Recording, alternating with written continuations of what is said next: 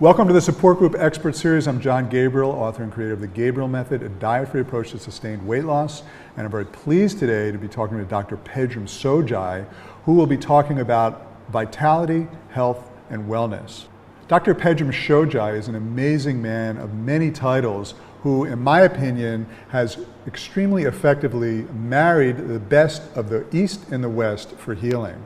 I'll just read some of his bio here. He's the founder of well.org, the editor of Be More magazine, the author of Rise and Shine Process, the producer and director of the movie Vitality, and the executive producer and writer of the film Origins. He's also a very high-level Taoist practitioner, a doctor of Oriental medicine, and a Qigong master, working to preserve our natural world and to wake us up to our full potential. As you're listening today, you can learn more about Pedram and all the work he's doing and the movies that he's creating at well.org. So Pedram, thanks so much for coming on our show today. I understand that you have an East meets West type of background where you're combining biology and medicine with Qigong and Taoism and Eastern practices, and I love that. And I'm wondering if you can talk a little bit about what that is and how we can use that for health and well-being. Sure. You know, it's a good scientist looks at anything, and will look at any evidence. And so when I was studying biology at UCLA and really looking at some of those algorithms, some of it worked great, some of it didn't work very well at all. Some of it was a Hail Mary and was counting on placebo. And I was young and bushy-tailed and really looking to help change the world. And there was a lot of disenfranchisement and there was a lot of segmentation of how the industry was running. And there was the hippy-dippy people on one side and the serious ivory tower people on the other. And I was seeing results in both. And so it became a mission for me to not be judgmental. Look at the evidence, look at the preponderance of evidence on one side and say, well, we have all these randomized clinical trials and all sorts of wonderful things pointing to saying that, broccoli is good for you. And then we also have a 6,000-year-old tradition where grandma said so already, right? And so at what point do you throw the baby out with the bathwater? At what point do you say, well, let's look at broccoli? And we know broccoli is good for you, and so now we know it's sulforaphane, and tomorrow we'll know there's 6 other isolated ingredients. But how do we not throw the wisdom of the ancients out, especially with things like Chinese medicine and herbs that have been working for thousands of years with hundreds of millions of people really proving themselves out time and time again, because let's face it, if it didn't work, it wouldn't have lasted this long. Yeah. And you do see some miraculous types of healings with Eastern medicine that you don't see in Western medicine, usually typically chronic conditions, cancers, chronic fatigue, fibromyalgia, things that Western medicine is really kind of clueless on. You sometimes see miraculous recoveries working with a really good Eastern practitioner. So understanding that, to me, makes so much sense. I understand that you do a lot of work in the Taoist practices, and I'm wondering if you can talk a little bit about what Daoism is and how that's helped you in your holistic health practice. Sure, yeah, Daoism is a philosophy of balance. It's a philosophy of emulating the natural flow of the energies of life and really understanding what your natural state is and staying in that instead of fighting to swim against the stream, if you will. And I'll see this a lot, in terms of that translation into the medicine is the Chinese medical system is a vitalistic medicine. Some of the ancient traditions are vitalistic and versus mechanistic. So what the fundamental difference there is that when you're talking about vitalism, you're talking about building up the resilience of the system, building up the qi, building up the charge, building up your capacity to offset disease and really have a force field against all these darts that are getting flown at you all day with these disease processes. And what's happened as we've gotten really good with microscopes in the West is we've segmented things out to the point where you need, subspecialists on subspecialists talking about something that oftentimes is just like, dude, the guy doesn't eat right. And so going back to some of the fundamental principles of lifestyle and common sense is where some of these medicines hang their hat. And then you could drill down further and take functional MRIs and do all of the fancy stuff you need to. But we've gotten so micro that we miss the fact that, you know, our guy over here has been fighting with his wife every day and is eating poorly and is drinking too much brandy. And if we could stop some of that, all these other kind of problems start to go by the wayside. It is really kind of dysfunctional, our approach, in a sense that, you know, if the problem is that the guy's diet and lifestyle is messed up and their liver's all toxic, for example, and their digestion's messed up, and then they go into the hospital and they get surgery and they get drugs that make us more toxic and block up our liver even more, and then they're eating a diet of Jell-O and bacon, lettuce, and tomato sandwiches on white bread with chocolate, you know, as a dessert. I mean, that's to me, it's just so dysfunctional. But this concept of vitality is something that I want to talk about because in Eastern medicine, Western medicine, we don't even talk about it. Nobody talks about the fact that we've got life force energy, an invisible life force energy that informs our body. Nobody talks about it. Nobody studies it. Nobody acknowledges that if it's greater, if there's more of it, there's more health. If there's less of it, there's less health. It's just a whole area we're not even looking at,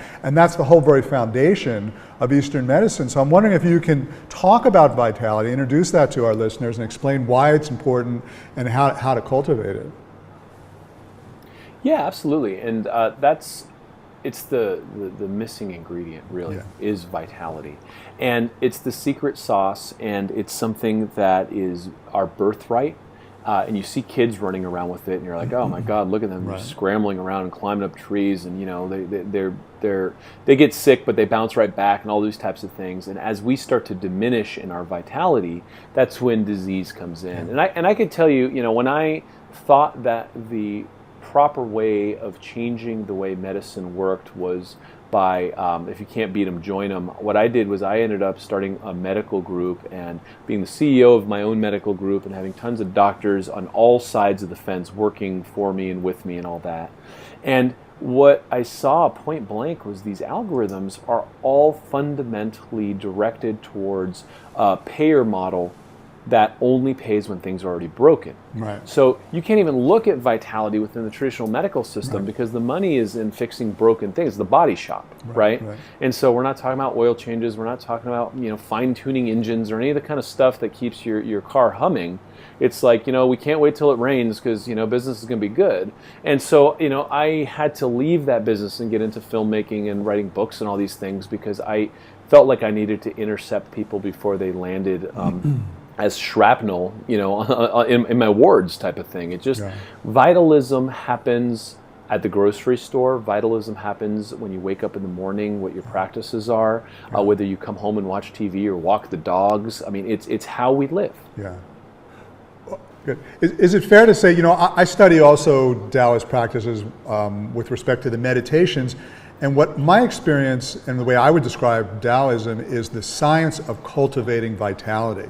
That's really what everything that I've learned from their meditation practices is about, using visualization to bring in vitality. What I've learned, and correct me if I'm wrong, is that you can actually use the mind to direct this invisible life force energy, and you can bring it into your body and open up channels and create a flow in your body, and then there's always life force energy coming into you, versus the things you were talking about before, like watching TV or drinking alcohol or eating junk food, or doing these other things that weaken your body where the vitality comes out. Is it fair to say that really that whole science, which is kind of the Eastern paradigm, is the science of cultivating vitality?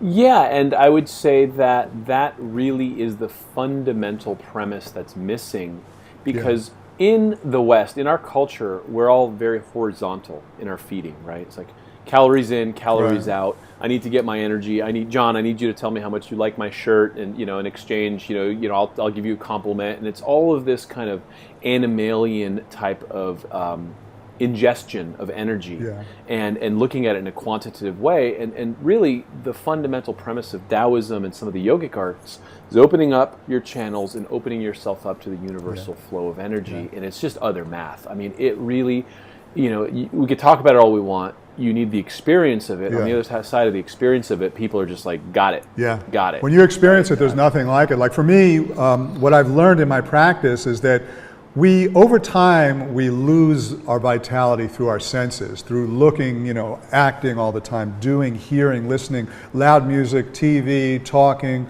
we're losing it's like seeping out through our senses.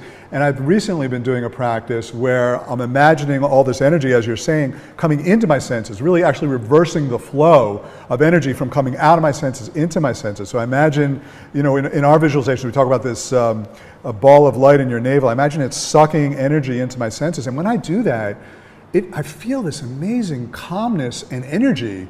I feel like I'm being plugged into an invisible energy source. And we had to look, growing up where I was in an upper middle class, Eastern US family, professional family. I mean, we didn't know, this was not, we didn't know, living in a city, watching TV all the time, going to movies all the time, being in concrete all the time, eating dead food all the time.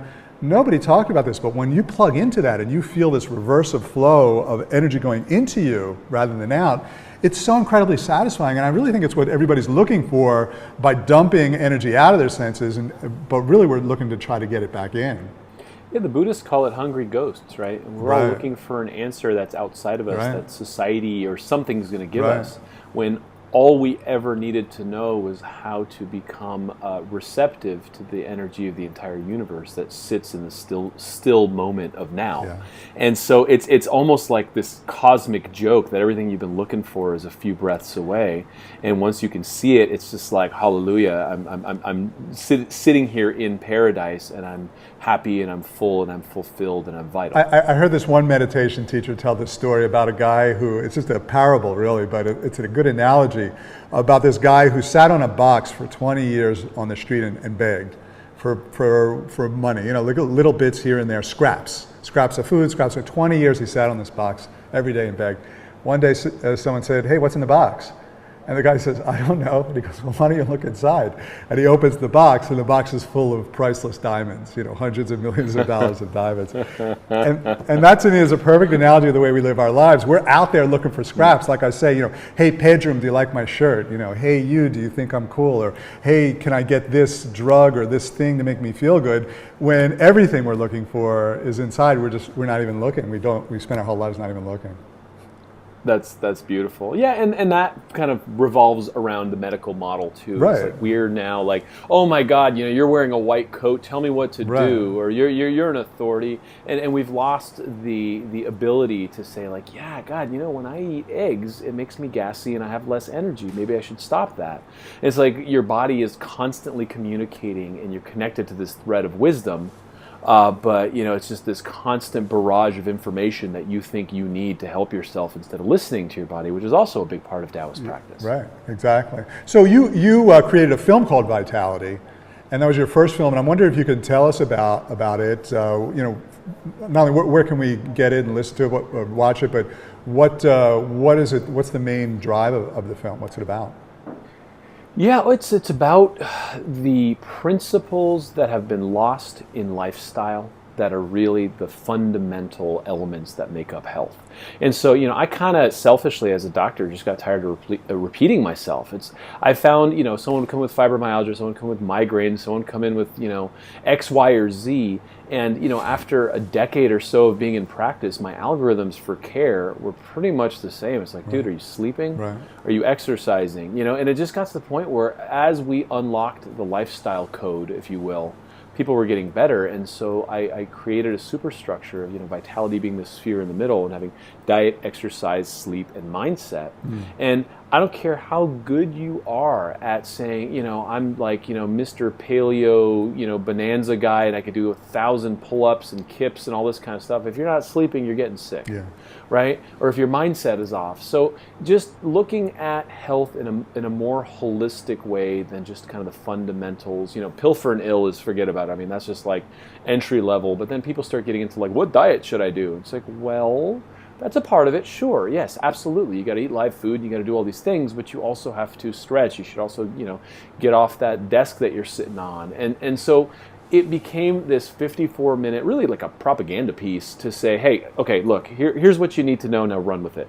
And it took off, it did well. It's on Netflix. I mean, you can see it on well.org or Netflix, and it's in a lot of places.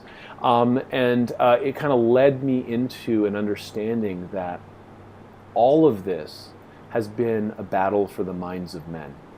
And it's always been this industry-driven propaganda brainwashing machine, and if we stand a chance, we better understand how to help people wake up and snap out of these silly trances that the media is trying to put them in, and making them feel like they're weak or insecure or insignificant and need, somebody help me. That's exactly right. I think, to me, it's about mind share.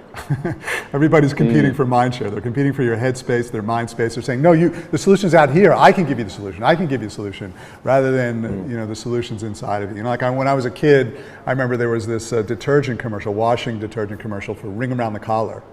It's like they invented this whole thing. Oh my God, you've got ring around the collar. I don't know if you remember that. It was like this whole thing. It was like, oh my God, ring around the collar is this horrible thing, and that they were the cure for ring around the collar. Like there was something about their washing detergent that cured ring around the collar that nothing else did. So they created a problem and they created a solution all in one. And people are, and everybody's just trying to convince you, come out here, take this pill, do this thing, rather than look inside. And I just think that's exactly right. There's trillions of dollars out there looking for mind share. They're looking for a share of your mind and your insecurity.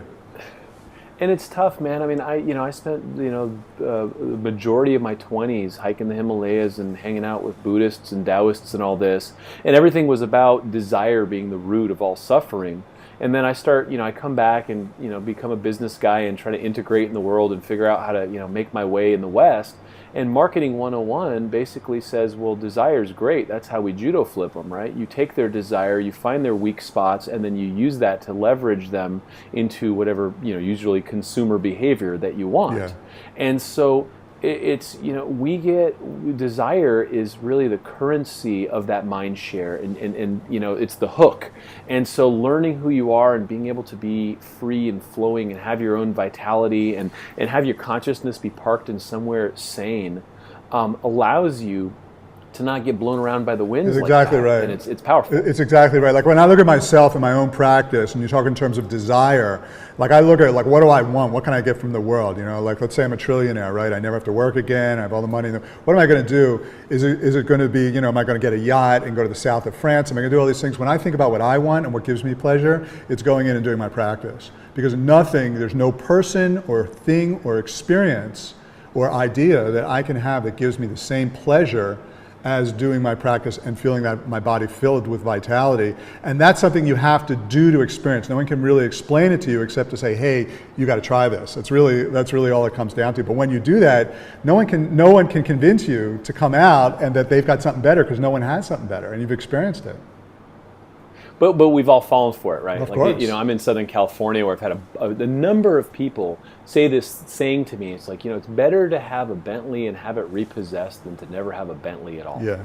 And I sit there and I stare at them, and I got all these guys that are, so I'm a Qigong guy and I do what I do, and I'm not out there advertising it. I don't care, right? But they're sitting there trying to throw money at me to buy what it is that I've found to help them find peace. Yeah. And I'm sitting there talking to him saying, well, so what is it? He's like, yeah, he said, if I don't go visit the yacht out in the Mediterranean, they think that I don't care, and they start throwing parties, and then the house in China is just this pain in the ass. And it's like they spend their entire life chasing after all these things, and the things have become such a burden that all they do is chase around, and all they really want to do is dump it all and sit on a rock and meditate, like a guy who's broke could start from the get-go doing. And so it's just this silly full circle it's true. nonsense You have to go game, full right? circle. That's exactly right. Like where I am right now, I know that anything I'm going to do outside of myself, I'm going to be dumping energy through my senses. And that does not feel as good as energy coming into my senses. That is, revitalizing myself always feels better than devitalizing. And that's how I look at everything. And that just comes from experience. You have to experience that. I mean, you have to go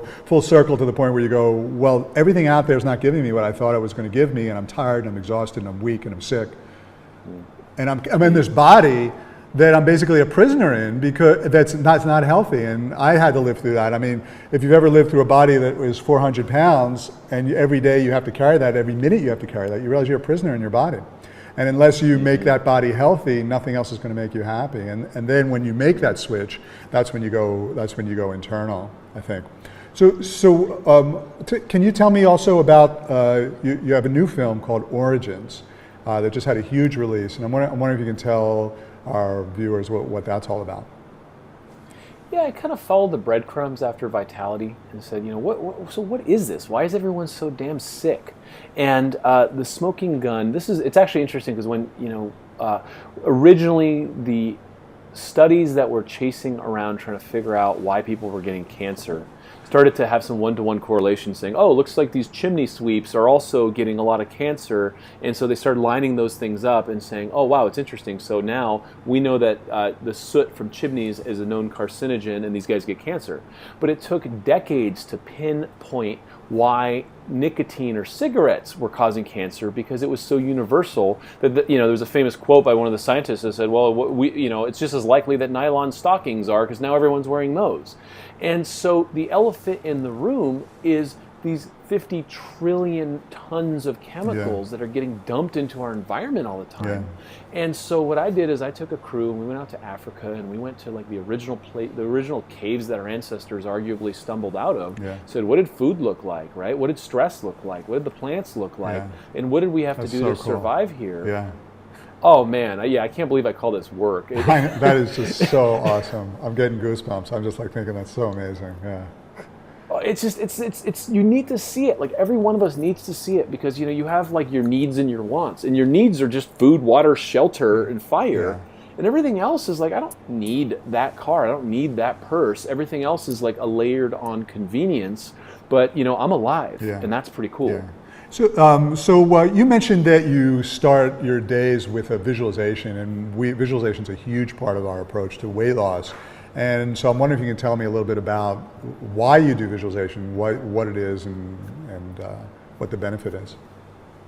Sure. I actually start with a Taoist Neigong practice every morning before I pee, and it's just this perfect way of just anchoring your consciousness and stepping into your body and reabsorbing some chi before you go. And then once I've done it and brought it all in, I sit down and I see through my day. I see it exactly as I want to do. I look at the big things that I choose to get done. I see them how I want to get them done. And I see myself walking through that day effortlessly because it's not my energy that's driving me. I allow myself to be a channel for my higher self and that cosmic power to drive through me. I don't have enough energy to do all the things that I do, but thankfully I get out of the way and amazing things happen through me. That's exactly how I start my day, Pedram. So what I do is I open up my energy channels through my meditation, and when I know my energy channels are open, I ask my higher self to work through me, and I surrender everything. I say, it's all you. Every thought, every action, every feeling, every word is you.